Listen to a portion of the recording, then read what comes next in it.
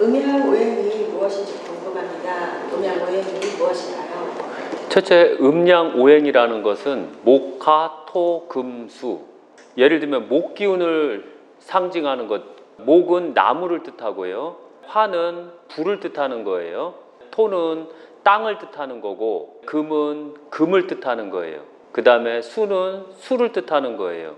세계에서 나오는 5가지에서 만들어내는 그런 습성적인 것, 그것을 어떻게 일상생활에서 사용하느냐에 따라서 달리 움직이게 되거든요. 그래서 첫째가 목화토금수라는 건 말 그대로 나름대로의 그 뜻을 말하는 거거든요.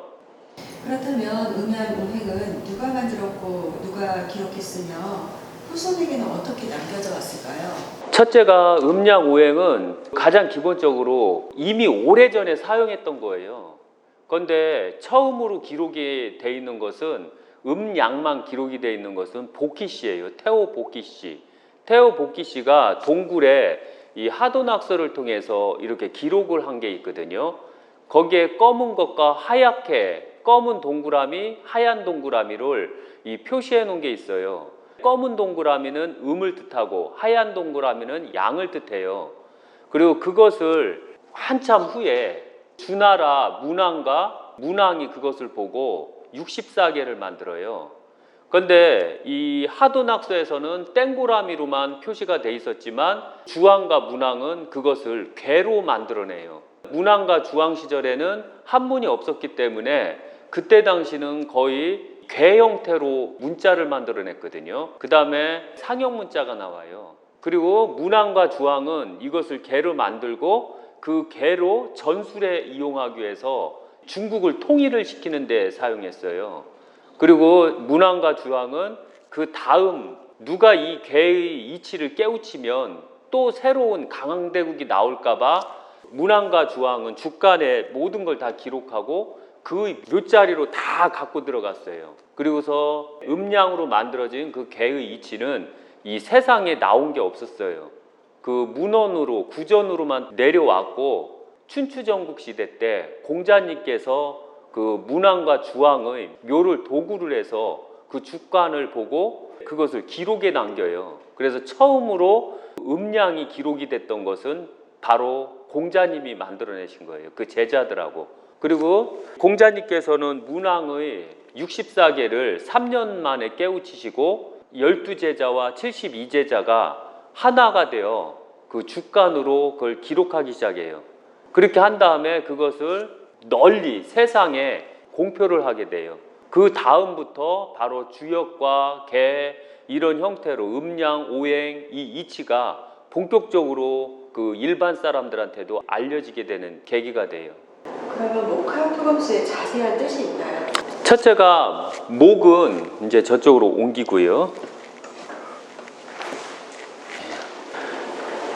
첫째, 목이라는 것은 가만히 보면 이 나무를 상징해요. 나무. 그런데 이 나무의 습성을 가만히 보시면 나무가 옆으로 클까요? 우위로 클까요? 나뭇잎이 있을 때는 어디로 크는 것 같죠? 우리가 봤을 때. 나무 기둥은 두꺼워요. 그러나 잎이 옆으로 클 때는 오히려 나무가 우위로 큰다 생각을 안 하고 이렇게 옆으로 큰다라고 생각을 하거든요. 그래서 이 나무 목자를 쓰고 그 다음에 우위로 뻗어나간다라고 해요. 우위로 뻗어나간다. 그리고 내려오고. 이 안에서 우위로 뻗고 내려오는 것은 우위로 올라가는 것은 쉬운 얘기로 계절에서 보면 봄하고 여름을 상징해요. 그런데 반면에 아래로 내려올 때는 가을하고 겨울을 상징해요. 왜일까요? 봄여름에는 나무가 자라는 나무가 성장할 때는 물을 다 빨아들여서 이 안을 통과를 해버려요. 그리고서 각 이 성장하는 나무에 물을 전달을 하고 그러면은 나무는 쭉쭉쭉 위로 뻗어나가요. 그래서 가장 많이 뻗어나갈 때가 이 봄일까요? 여름일까요? 나무에서는 봄도 아니고 여름도 아니에요. 대체적으로 나무가 가장 많이 성장하는 시점은 봄과 여름 그 중간 단계예요. 그래서 대체적으로 보면 5월달하고 6월달에 나무가 가장 많이 커요. 그런데 실제 여름이 되면 나무가 그렇게 크지를 않아요. 우리가 봤을 때는 많이 커 보여도 실제적으로 5월 달하고 6월 달에 나무가 가장 많이 커요. 왜일까요? 첫째가 5월 달하고 6월 달에는 이파리가 별로 없는 상태에서 물을 빨아내니까 이파리에다 영향을 안 줘도 되잖아요. 그러니까 쭉쭉쭉 뻗어나가는 형국으로 만들어내거든요. 이땐 그 크는 속도가 그 하루 아침마다 다 달라요. 그리고 열흘이면 거의 어떤 나무들은 30cm가 자라는 경우도 있어요. 그렇기 때문에 음력이에요. 항시 음력으로 따져야 돼요. 음력 5월과 6월에는 항시 나무가 쭉쭉쭉 뻗어나가요. 그리고 여기에서 이제 올라가고 내려오는 과정에서 위로 쭉 뻗어요. 그러다 보니까 여기서 보면 나무 목을 보면 나무 기둥에 여기까지가 뻗는다는 뜻이에요. 나란히 뻗는다, 지탱하면서 뻗는다라는 의미가 있거든요.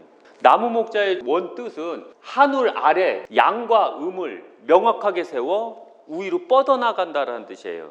그런데 여기서 보면 양과 음을 명확하게 하지 아니하면 어떻게 될까요? 이렇게 했는데 양이 있고 음이 있는데 양이 없어졌어요. 그러니까 음만 있어요. 그럼 어떻게 될까요? 치우치겠죠. 이런 식으로 치우치겠죠. 이쪽만 계속 커나가니까 이쪽은 안 커가고. 이렇게 되면 어떻게 될까요? 한쪽으로 치우치게 되면 문제고, 그러나 여기서 말하는 나무는 양과 음을 명확하게 해서 위로 쭉 뻗고 주택에 사용할 수 있는 나무를 기준을 둬요. 나무목 자체는요. 그 다음에 불기운이요. 불은 어떻게 움직일까요? 불은 동그랄까요? 길쭉할까요? 네모날까요? 세모날까요? 여러 모양일 것 같아요. 불은 탈 때 자체적으로 여러 모양도 있겠지만 길쭉한 건 별로 없어요.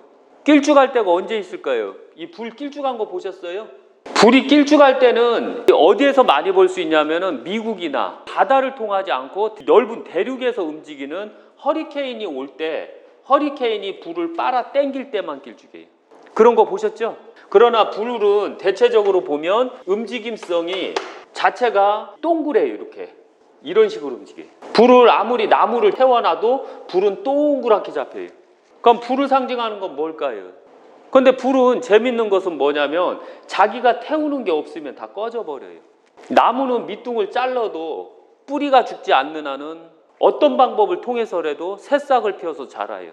근데 불은 태우는 나무가 없으면 오히려 죽어버려요. 그래서 불 같은 경우는 또 일어날 때는 땔감이 있으면 확 탔다가 땔감이 없으면 확 깔아져요.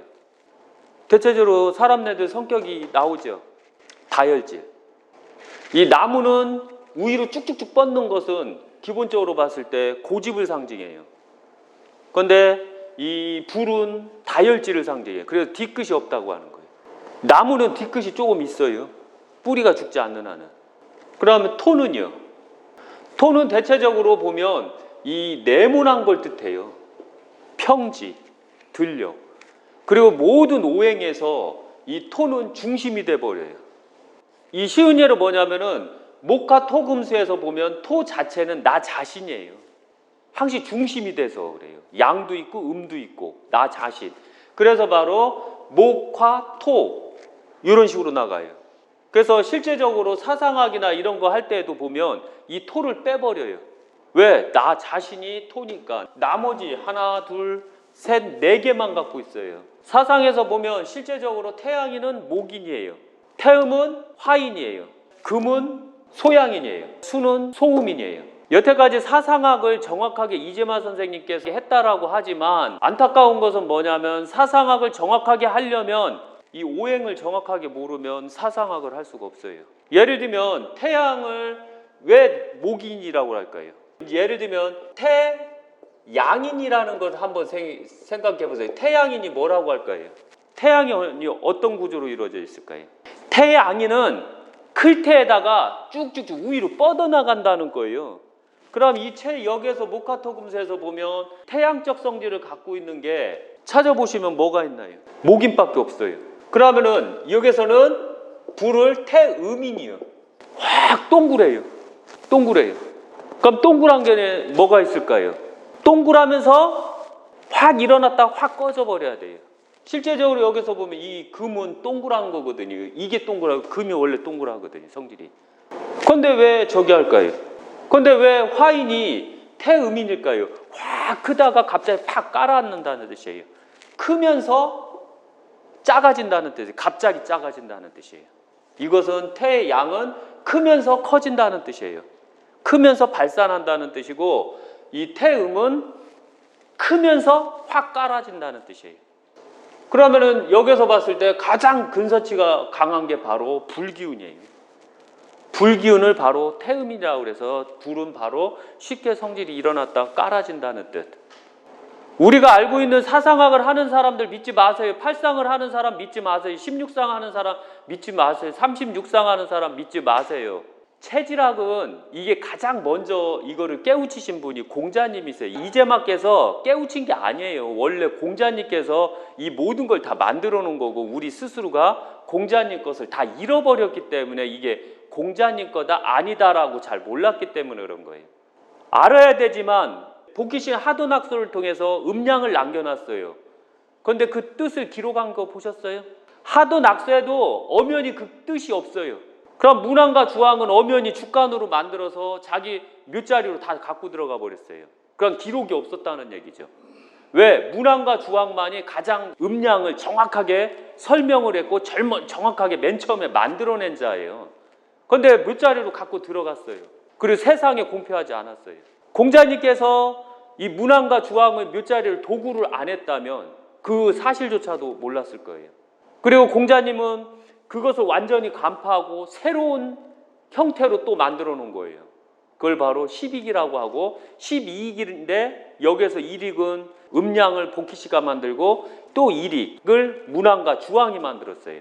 그런데 여기서 보면 공자님 엄연히 10익을 만들었어요. 혼자 12제자와 72제자와 합심해서 10익을 만들어냈어요. 그것을 딱 만들고 모든 백성들에게 나눠줬어요. 모든 백성들에게 기록하고 나눠졌기 때문에 이 모든 주역이나 이 모든 이치가 다 공자님 거라고 하는 거예요. 지금도 말씀드리지만 어떤 종교를 하면서 오행을 쓰면서 공자를 무시한다, 괴를 쓰면서 공자님을 무시한다던가, 사주를 보면서 공자님을 무시한다던가, 어떠한 신을 섬기면서 공자님을 아래로 본다던가 하는 행동 하지 마세요. 왜냐하면은 가장 치사한 게 뭐냐면 공자님 것을 쓰면서 나는 공자님 걸 안 써요. 공자님을 자기네 신보다도 하등으로 보는 경우가 있어요. 그런데 말씀드리지만 공자님은 모든 신들, 신의 율법을 만들고 모든 자연의 율법을 만드신 분이에요. 그리고서 그 율법을 바로 국민들에게, 백성들에게 나눠줬어요. 왜? 새로운 도약 때문에 그랬던 거예요. 무식한 게 내려갈 것이냐, 아니면은 백성들이 이 공자님의 지식을 알고 새로운 춘추가 없게끔 할 것이냐의 차이였거든요. 그래서 어쩔 수 없이 공자님은 그 모든 것을 다 백성에게 나눠줬어요. 그 다음에 자체적으로 토예요. 토는 체질학에서는 없어요. 만약에 토가 있다면 태양인에 가장 근접해요. 왜 토가 없을까요? 사상학에서는 나 자신이기 때문에 항상 내가 중심에 있어야 되니까요. 그래서 오행에는 토가 있는데 사상학에서는 토가 없어요. 그러나 100% 토인들이 있어요. 석가모니께서 100% 토인이세요. 왜냐하면 목인들은 조금 자기 성질이 좀 강해요. 그런데 태양인들은 유하고 덕이 있어요. 그리고 엄청나게 게으르고 답답해요. 한번 생각해 보세요. 토가 얼마나 답답한지 아세요? 실생활에서 보셨을 건데요. 특히 농사 지신 분들이 많이 봐요. 토가 얼마나 답답하냐면 깽이질을 해도 토는 가만히 있어요. 씨를 심고 나무가 토의 양분을 빨아먹는데도 불구하고 토는 가만히 있어요. 물을 주면 토는 가만히 있어요. 물이 없고 토가 쩍쩍쩍 갈라지고 이러는데도 토는 가만히 있어요. 그럼 뭘 상징할까요? 인내를 상징할까요? 쉬운 얘기로 돌대가리를 상징할까요? 답답하지요. 그러나 문제는 뭐냐면은 그렇게 답답하고 아둔하고 띠란데도 불구하고 항시 중심에 있어요. 모든 게 다 죽으면 토가 되고, 모든 게 살아도 토가 되고, 모든 게 다 토의 뒷받침이 되고 있어요. 그러니까 토는 가장 미련하고 오행 중에서 가장 아둔한 거예요. 모든 걸 뺏겨요. 뺏기면서도 그 자리에 있고, 또 뺏기면서도 또 대줘요. 이게 바로 토의 성질이에요. 그래서 토는 항시 중심이 되어 있는 거예요. 모든 자의 중심. 왜? 지구 자체가 토로 이루어졌다고 봐요. 그러면은 목이 죽으면 토가 될까요? 중심이 될 수 있을까요? 목이 있을 때까지만은 중심이 될 수가 있어요. 언제? 여름에만. 더우니까 나무 밑에 들어가야 될 거 아니에요. 또 겨울에는 불이 중심이 돼버려요. 추우니까 불한테 가야 되잖아요. 여름에 불한테 가는 거 보셨어요? 그러면은 금이요. 금은 언제 저기 할까요? 뭘 이용하고 쓸고 꽹이질하고 이때만 금이 필요해요. 그게 없으면 금이 옆에 있을까요? 물이요. 밥 해 먹고 마시고 할 때만 물이 있어야 되는 거예요. 그럼 나머지는 우리가 어디에 있죠? 토에 있죠. 그런데 토는 모든 게 다 받아주는 거예요. 그래서 어떤 면에서는 이 토기운을 타고난 자들을 제가 잘 못 봤거든요. 그런데 토기운이 타고난 자를 보면 아주 답답해요. 속 터져요. 미력 곰탱이 같아요. 그러면서도 모든 중심에 서 있어요. 그가 바로 석가모니예요. 종교에서 보면. 그 다음에 금이요. 금은 체질학에서는 이 소양이로 봐요. 왜일까요? 금의 목적은 명확하고 뚜렷하고 모든 걸 다 빨아서 한 곳으로 동그랗게 뭉쳐놔요. 예를 들면 쇠 있지 않아요? 쇠를 불로 엄청나게 고열로 달구면 쇠가 어떻게 될까요? 녹으면 그 쇠가 딱 모였을 때 어떤 형태로 모일까요? 액체로 모이는데 보편적으로 되면 이렇게 모여요. 이렇게. 그렇기 때문에 금은 자체가 모든 걸 다 빨아들여서 빨아들이면 어떻게 될까요? 둥그레지죠. 그러면 여기에서 가장 단단해지는 거예요. 그리고 금을 그냥 냅두면 동그라면 사용도가 안 되니까 망치로 때려서 우리 틀에 맞추면 금은 식으면서 그 틀에 맞게 형성이 돼요. 그래서 예를 들면 칼이 나온다던가 아니면은 틀에다가 하고 쇳물을 부으면 쇠 그대로 그 틀이 나와요. 그 대신에 딱 식으면 단단하게 굳어버리죠. 그래서 바로 명확하고 뚜렷함을 상징하는 거예요. 금 자체가. 그러다 보니까 소양 같은 경우는 기질을 보면 항시 옳고 그름이 명확하고 안 익고 더러운 걸 천성적으로 못 봐요. 소양 자체가. 그리고 체질에서 가장 똑똑해요. 실제적으로 여자들이 이쁜 여자들은 체질에서 보편적으로 어디에서 많이 나올까요? 태양에서 미스코리아나 이런 데서는 태양에서 많이 나와요. 소태양에서 가장 많이 나와요. 이쁜 여자들은요. 그런데 질려요. 근데 소양인에서 미인들이 나오면 안 질려요. 소양인 이쁜 여자 옆에 있으면 얼마 못 살아요. 너무 딱딱딱딱 부러지고 너무 이게 잔소리를 너무 많이 해요. 선생님이라. 체질적으로 선생님 체질이거든요. 금이라는 것은 이거냐 저거냐 명확해요. 못생겨도 명확하고 잘생겨도 명확해요. 그래서 금 자체는 항시 명확함을 상징하는 거예요. 그러면 수는요. 이제 체질에서 한 가지밖에 안 나왔죠. 소음이요. 수는 자체적으로 보면 모든 걸 다 빨아들여요. 토가 빨아들일까요? 수가 빨아들일까요? 수에다가 쇠 같은 거 던져봐요. 나무를 던지면 떠요. 그러나 쇠나 무거운 걸 던지면 다 깔아앉아요. 그리고 수는 항시 높은 곳에서 낮은 곳으로 올라요. 높은 곳에서 항시 낮은 곳으로 흐르는 것은 이 목화토금수에서 뭐가 있을까요? 여기서 가만히 보면 성장할 때는 항시 낮은 곳에서 높은 곳으로 올라가는 것은 바로 목과 화예요. 그런데 성장하면서 항시 높은 곳에서 낮은 곳으로 내려오는 것은 거의 금과 수예요. 금이 커진다고 해서 이렇게 높아져요? 높아질 수 있을까요, 금이? 그럼 목은요? 목은 계속해서 위로 커요. 불은요? 불도 올라가죠. 계속 올라가죠. 뗄감만 있으면 계속 위로 올라가요. 토는요? 토는 아리까리하죠. 왜 그럴까요? 토 자체는 자체적으로 낮아도 거기, 높아도 거기. 왜냐하면 산이 높다고 해갖고 높으니까 내려오겠어요? 산이 낮다고 해갖고 골이 깊다고 해서 그 골이 이렇게 올라가는 거 보셨어요? 못 보셨죠? 그래서 바로 토는 항시 거기에 있는 거예요. 나 자신은 항시 거기에 있는 거예요. 내가 어떠냐에 따라서 내가 낮을 수도 있고 내가 높을 수도 있는 거예요. 거기에 환경에 맞게 나무를 심을 것이냐, 불을 피울 것이냐, 금을 만들어낼 것이냐, 수를 만들어낼 것이냐 이 차이예요. 산 꼭대기에 물이 있는 거 보셨어요? 봤어요? 산 꼭대기요. 물이 어디 가서 백두산 같아요. 아, 백두산 있잖아요. 용암이 흘렀던 데는 다 물이 있어요. 산 골짜기로 갈수록 물은 많아요. 그런데 산 위로 갈수록 분화구가 없으면 물은 적어져요. 수맥이 올라가지 않는 한은. 그런데 물은 흙의 틈만 있으면 밑으로 들어가요. 그런데 금은 땅의 낮은 군역으로 움직인다고 해서 금은 안 들어가요. 들어가는 거 보셨어요? 그래서 바로 오행에서 보면 항시 높은 곳에서 낮은 곳으로 흐르는 것은 바로 수밖에 없어요. 그리고 이 자체가 서로 배합 과정에서 어떻게 만들어지느냐, 어떻게 융화가 되느냐 이런 형태로 결정이 돼요. 그래서 가만히 생각하셨을 때 내가 고지식하다 하면 태양에 해당이 돼요.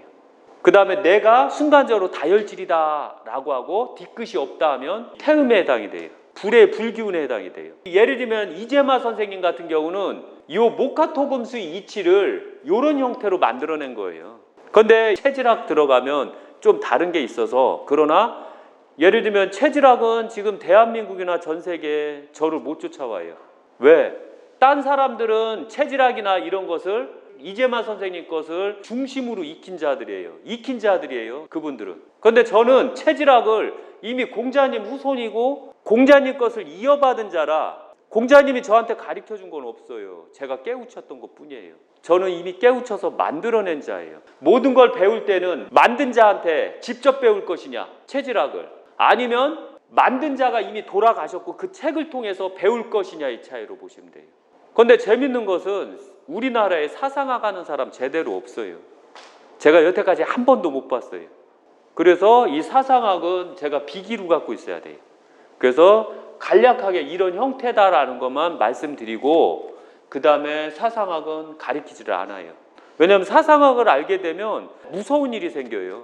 그 사람 성격을 다 읽어내야 되거든요. 그런데 목의 성격, 불의 성격, 토의 성격, 금의 성격, 수의 성격, 이걸 다 읽어내야 되거든요. 그럼 관상도 보고 막 이래요.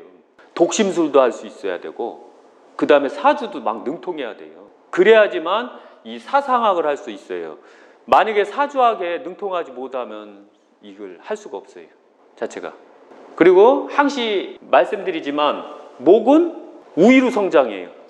그 다음에 화는 둥그렇게 성장해요. 그 다음에 토는 항시 중심에 있어요. 높든 낮든 항시 높은 데 있으면 높은 데 있고 낮은 데 있으면 낮은 데 있어요. 그런데 목은 틀려요. 높은 산에 나무가 있을 때는 클까요, 작을까요? 그 다음에 낮은 산에 나무가 있을 때는, 햇볕이 안 들어오는데 낮은데 나무가 있을 때는 클까요, 작을까요? 햇볕 없는 낮은 곳은 나무가 작아요. 햇볕이 들어오면서 낮은 곳은 나무가 길어요. 이해 가시겠죠? 그 다음에 자체적으로 산에 불이 있으면 얼마나 갈까요? 산 정상에 불이 있으면 정상만 태우고 끝나죠. 나무가 아래에 있어야죠. 나무가 없으면 어떻게 돼요? 산 정상에 나무가 없잖아요. 막 나무가 있는 데는 막 타 올라오면서 산 꼭대기로 타야 되거든요. 이번에 강원도 불살 때 보셨죠? 대다수가 정상에는 나무가 다 없잖아요. 다 밑에 안 탄 부분만 조금 남았고요. 그럼 토유. 토가 땅이 갈라진다던가 산사태가 일어날 때는 다 필요 없어요. 최고 무서운 게. 그러니까 엄청나게 순하고 얌전했던 사람들이 승질나면 다 없애버린다는 얘기지. 다 뒤엎고 완전히 못쓰게 만들어버려요. 그래도 남는 건 토예요. 나머지는 다 죽어요. 그런 거 같지 않으세요? 그래서 토는 영원해요. 토 자체만은. 그 다음에 금이요. 금은 실제적으로 보면 우리가 사용 목적에 있어서는 많이 사용을 해요. 그런데 사용 목적이 없으면 금은 아무 필요가 없어요. 간혹 가다 보면 공자의 사상은 인의 예지 신이라 해서 이 오행의 사상을 다 융합한 사상이거든요. 그런데 노자의 사상은 보면 이 금의 사상으로 보시면 돼요.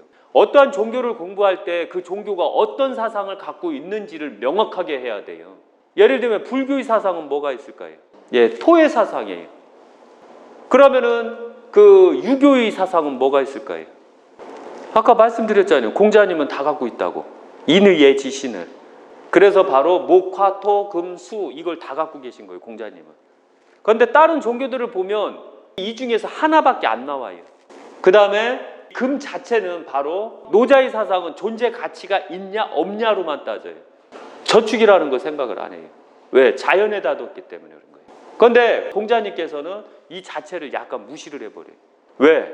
모든 거는 상에 따라서 필요 가치가 달라지고 미리 대비를 하고 갖고 있어야 된다라는 논리를 갖고 있었기 때문에 그래요. 필요할 때 여기다 놨으면 이게 컵이 아닐지라도 공자는 이게 컵이다 이거죠. 내가 필요하지 않아도 이건 컵이다. 이미 주어진 거다라는 얘기예요. 그런데 노자는 이렇게 얘기를 안 했거든요. 그 다음에 자체적으로 이 순이요. 순은 항시 보면 어디에 잘 흡입이 되고 융합이 돼요. 더러운 물에다가 깨끗한 물을 부어버리면 융합이 될까요? 안 될까요? 되죠? 금 같은 경우는 틀려요. 금 같은 경우는 이 합금 비율을 잘못하게 되면 쇠가 깨지고 터지고 부러지고 그렇게 돼요. 그런데 수는 그렇지가 않아요. 수는 어떠한 물을 만나더라도 다 융합이 돼버려요. 그래서 바로 수는 모든 것을 다 빨아들이고 모든 것을 다 포옹하는 것 같죠. 천만의 말씀이에요. 수가 이 정도의 알갱이 하나 있을 때는 다 포옹을 해요. 이렇게 했을 때는 다 융합이 돼요. 그런데 문제점이 생기는 게 있어요. 빗물 한번 생각해 보세요. 아무리 장대비일지라도 보면 하나거든요. 하나가 1000개, 10,000개, 10만 개, 100만 개 막 이 단위가 높아지면 어떻게 될까요? 계속 높아지면 이 물들이 융합을 해갖고 엄청나게 커져요. 빗방울 한 방울일 때는 문제가 안 생겨요. 물 자체는. 그런데 이 자체가 물방울이 모였을 때 어떻게 될 것이냐 이거죠. 그때는 모든 걸 다 쓸어버려요. 이때는 힘이 가장 세요. 그래서 어떤 면으로서는 여기서 모카토금수 중에서 힘이 어느 게 가장 셀까요? 오행에서 보면. 수가 끝나면 어떻게 될까요? 수가 끝나면 뭐가 남지요? 흔적도 없을 것 같아요.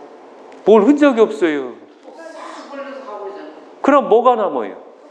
흙먼지가 남잖아요. 토유.